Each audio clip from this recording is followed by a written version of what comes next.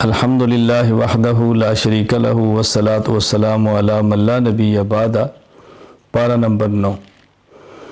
اللہ تعالیٰ نے اپنے بندوں کو سمجھایا ہے اور یہ فرمایا کہ ہم جب بھی کسی بستی پر عذاب نازل فرماتے ہیں تو ان کو مختلف احوال دیتے ہیں، خوشیاں بھی دیتے ہیں، تکالیف بھی دیتے ہیں۔ دیکھتے ہیں کہ خوشی میں کیا کرتے ہیں اور تنگی میں کیا کرتے ہیں۔ جو خوشی میں، راحت میں اور بے آرامی میں، تکلیف میں اللہ کے ساتھ یاد کرتے ہیں بچ جاتے ہیں، اور جو خوشی میں لے تو اکڑتے ہیں، تکلیف آئے تو گڑ گڑاتے ہیں، تو یہ لوگ پھر پھنس جاتے ہیں۔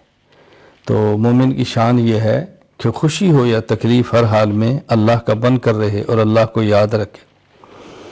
حضرت موسیٰ علیہ السلام کا واقعہ اس میں بیان فرمایا ہے۔ حضرت موسیٰ علیہ السلام کا فرعون کے ساتھ مقابلہ ہوا، فرعون سے گفتگو ہوئی ہے، فرعون نے جادوگر موسیٰ علیہ السلام کے مقابلے میں بلائے ہیں۔ اللہ تعالیٰ نے اپنے کرم سے موسیٰ علیہ السلام کو فتح دی ہے، جادوگروں کو ناکام کیا ہے، اور پھر وہ سارے جادوگر موسیٰ علیہ السلام پر ایمان بھی لائے ہیں، کلمہ پڑھا ہے۔ اس واقعے کا ذکر بھی فرمایا ہے۔ حضرت موسیٰ علیہ السلام فرعون اور فرعون کی قوم کی طرف آئے ہیں، نبی رسول بن کر آئے ہیں، آپ نے دعوت دی ہے، ان لوگوں نے دعوت کو جھٹلایا ہے تو ان پر کئی قسم کے عذاب آئے ہیں۔ یہاں پر ان میں سے 5 قسم کے عذابوں کا ذکر ہے۔ نمبر 1 طوفان، جیسے جھکڑ ہے، طوفان ان کے اوپر بھیجا ہے۔ نمبر 2 والجراد، ٹڈیاں بھیجی ہیں۔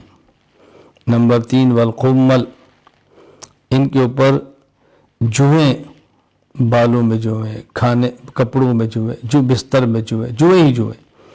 والضفادع، مینڈک، کھانے میں مینڈک، پانی میں مینڈک، پینے کی چیزوں میں مینڈک۔ والدم، اور خون، کھانا کھاتے ہیں خون بنتا ہے، پانی پیتے ہیں خون بنتا ہے، خون۔ تو ایک عذاب آیا تو موسیٰ اللہ سے دعا کرو، اگر یہ ٹل جائے تو آپ کی بات مان لیں گے۔ موسیٰ علیہ السلام دعا فرماتے، عذاب ٹل جاتے، پھر سرکش۔ دوسرا عذاب آ گیا، موسیٰ علیہ السلام اللہ سے دعا کرو، یہ عذاب ٹل جائے تو آپ کی بات مان لیں گے، دعا کی، عذاب ٹل گیا، پھر سرکش۔ تو یہ لوگ سرکشی سے باز نہیں ہے، سرکشی ان کی بڑھتی ہی چلی گئی ہیں۔ یہاں 5 عذاب کا ذکر ہے۔ ایک اور بھی ہے، قحط سالی ان کے اوپر آئی ہے۔ ایک اور ہے کہ ان کے پھل اور میوے ایک اور مقام پہ کم کیے ہیں، اس کے اندر ان کو آزمایا گیا ہے۔ اللہ تعالیٰ نے پھر معجزے دیے ہیں موسیٰ علیہ السلام کو، 2 بڑے، ید بیضاء، اپنا ہاتھ بغل کے نیچے رکھتے ہیں، پھر باہر نکالتے ہیں تو ایسے سورج کی طرح چمک رہا ہوتا ہے، ید بیضاء۔ موسیٰ علیہ السلام کو لاٹھی عصا کا معجزہ دیا ہے، پتھر پہ مارا ہے تو چشمے نکلے ہیں، دریا پہ مارا ہے تو راستے دیے ہیں، لیکن انہوں نے نہیں دیکھا معجزات کو بھی، اس کی بھی پرواہ نہیں کی، اللہ کی طرف سے آنے والے عذاب کی پرواہ بھی نہیں کی۔ فی الحال بالآخر ایسا عذاب آیا کہ اس میں پوری قوم فرعون سمیت برباد ہو گئی۔ اللہ تعالی ہمیں پیغمبر کی سچی دعوت کو ماننے کی اور قبول کرنے کی توفیق عطا فرمائے۔ پھر بنی اسرائیل کو، جو موسیٰ علیہ السلام کی اپنی قوم سے فرعون سے نجات دی ہے، اللہ تعالیٰ ان کے اوپر تورات نازل فرمائی ہے، کتاب ان کو دی ہے۔ دیکھو، فرعون کی غلامی سے نکالا، موسیٰ علیہ السلام جیسا جلیل القدر رسول اور نبی دیا، تورات جیسی عظمت والی کتاب دی ہے، اور یہ لوگ بھی باز نہیں آئے۔ پھر انہوں نے بھی کبھی وعدہ خلافی کرتے ہیں، کبھی احکام الہیہ کا مذاق اڑاتے ہیں، کبھی دین میں تعریفیں کرتے ہیں، کبھی ہیلے بہانے کرتے ہیں۔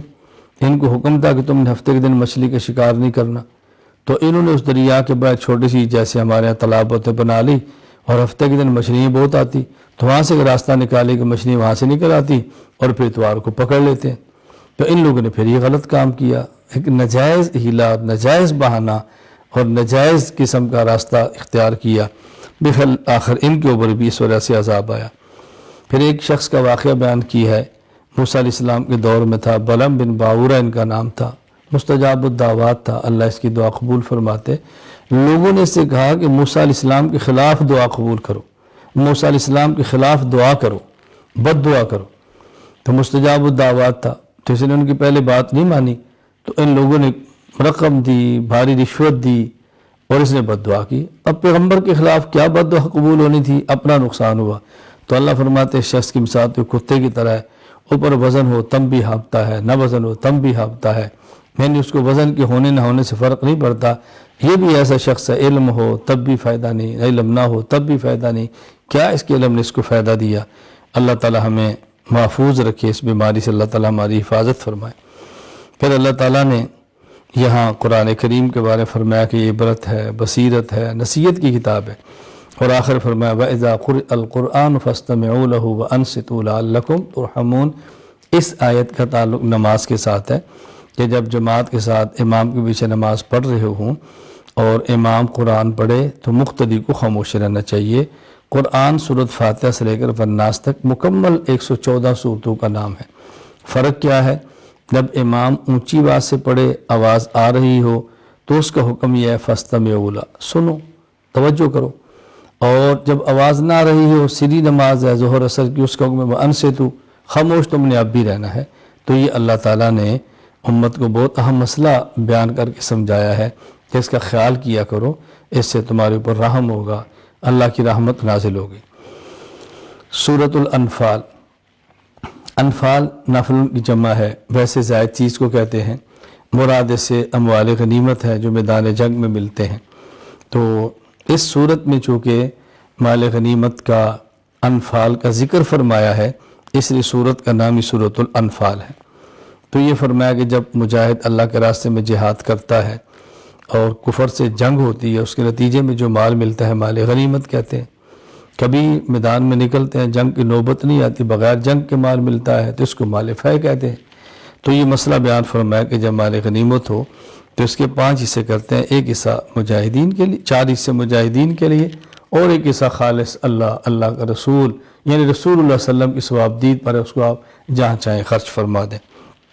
مومنین کی صفات کا ذکر فرمایا ہے.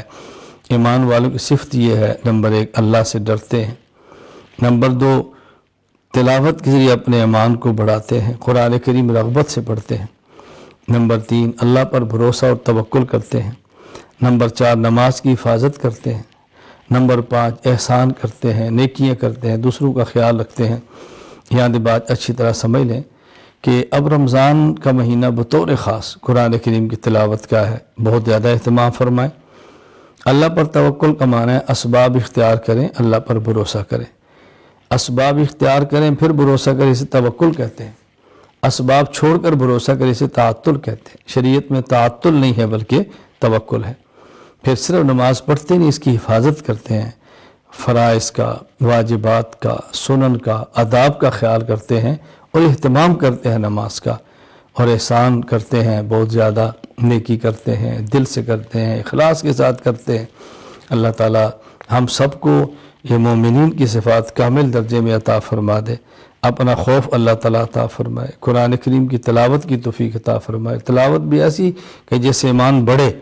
اللہ تعالیٰ اپنی ذات پر توکل عطا فرمائے، اللہ تعالیٰ نماز کی حفاظت کی توفیق عطا فرمائے، اللہ تعالیٰ احسان کرنے کی توفیق عطا فرمائے. وآخر دعوانا ان الحمد للہ رب العالمین.